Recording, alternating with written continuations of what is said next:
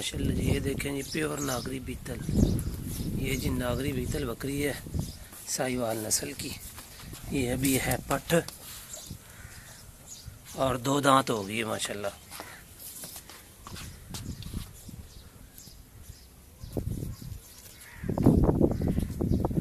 Full लंबे कान है, सफ़ेद आँखें, छोटे छोटे सींग हैं, लंबी दुम, अच्छी हाइट और लेंथ में है जी। ये क्रॉस होने के करीब है। जिस मेरे भाई को समझ आती है वो मुझसे रब्ता कर सकता है।